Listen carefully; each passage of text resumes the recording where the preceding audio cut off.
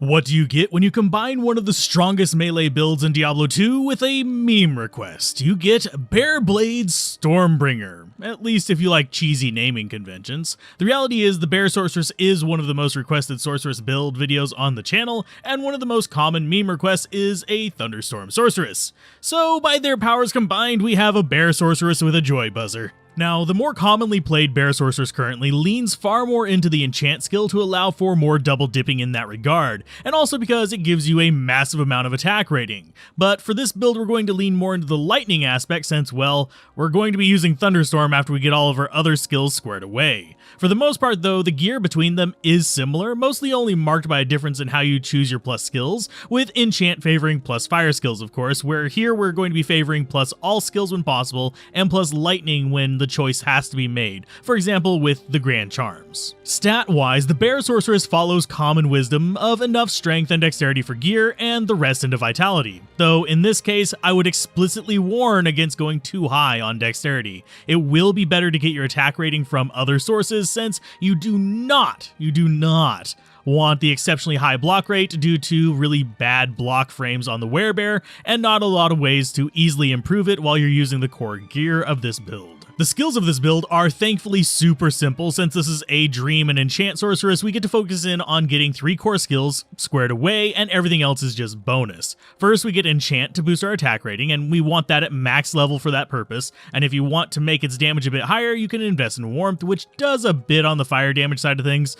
But on top of all that, you also want to grab your Masteries, specifically Fire Mastery for double dipping on Enchant, and also Lightning Mastery for double dipping on the Holy Shock Aura we'll be getting from our equipment.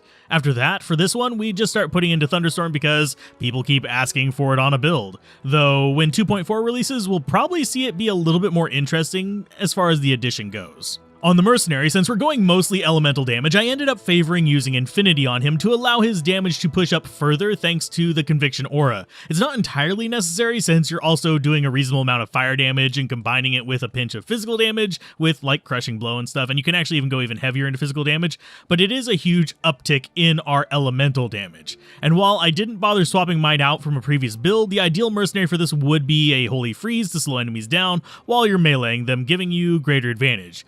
You might consider actually using a Might Aura if you are using one of the slower but heavier physical damage weapon options. The most obvious items we'll be using are going to be the Dream Helmet and Dream Shield for the Holy Shock Aura, and while this build is possible without them, it requires leaning a lot more into physical and fire damage. The reason the dual Dream setup is so strong is it allows the sorceress to gain access to a level 30 Holy Shock Aura, because they stack on top of each other, which Lightning Mastery provides a massive boost to, giving you insane lightning damage on each of your attacks.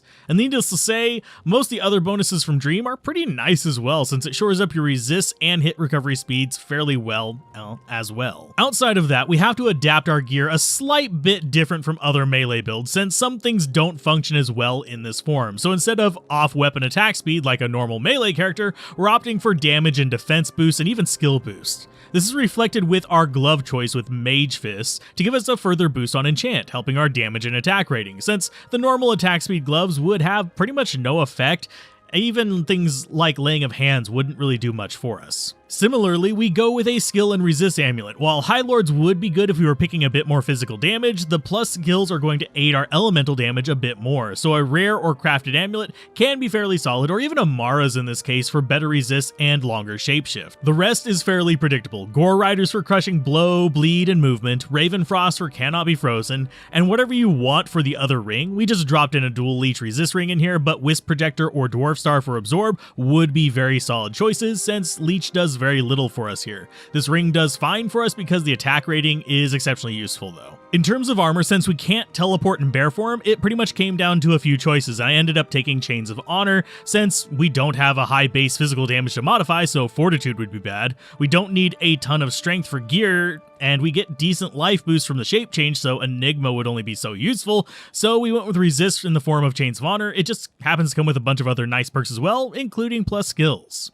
Last and far from least on the armor front, we actually went with Thunder God's Vigor, mostly because I kind of wanted to bring it up in at least a few of these videos since it's a great belt that doesn't really get brought into these guides enough, but also because it gives us a lot more resilience against lightning damage from sources like Gloams and Beetles, and also we boost the lightning damage on it too, so that works out there fairly well Also, there is also a bit of a silly addition in that I like the random Fist of the Heavens strike mixing in with our Thunderstorm and Holy Shock just for fun and to stick with the theme. Now, we have avoided one important thing for a while, and that's the weapon. That's because there's a few choices, but it pretty much comes down to your tolerance for attack speeds. For example, an Oath would get you decent physical damage at a 9-frame attack if you put it in a Scourge. A Grief Phase Blade will get you similar speeds, with a Perfect One getting you an 8-frame attack.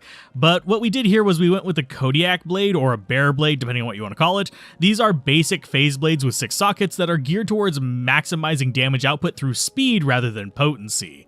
The one I'm using here was designed for a Hunger Druid specifically. I just didn't feel like making another one and wasting resources, so it only reaches 6 frames per attack on the Sorceress. It reaches 4 frames per Hunger on the Druid.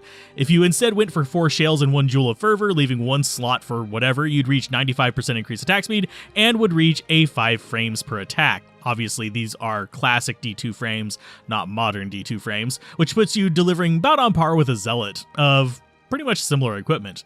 If you're curious about the specific breakpoints on a phase blade, 65% will get you 6 frames and lets you juggle in a few more effects, like the jewels and runes can be kind of shifted around, whereas 95% gets you 5 frames with 1 jewel and 1 open slot for flexibility because the rest are going into shales. Both can be quite good. It's up to you as to which one you'd prefer. Obviously, and mostly as a footnote, oddly enough, because even though it's like main thing to the build, we need a way to transform into the bear, and that is simply achieved with a beast on the weapon swap, which we also put with a spirit for the global plus skills. We won't be using it for combat, just for transformation and casting our spells, but it does help out a great deal and is integral for giving us the high attack speed that we want for this build. Overall, this may be a somewhat familiar build for veterans and may seem weird and outlandish to new players, when in reality it falls in the category of a solid elemental melee character, something that Diablo 2 has in very slim supply, and is a lot of fun to play with if you can get a hold of the rather expensive gear. If you want to see more builds like this, mention them down below, and I am moving through the list of different build ideas to try out and adapt to my playstyle. And as always, a special thanks to the active channel members and patrons who help this channel survive day to day. And as always, keep gaming, have fun, peace out. This has been Alzorath. Bye.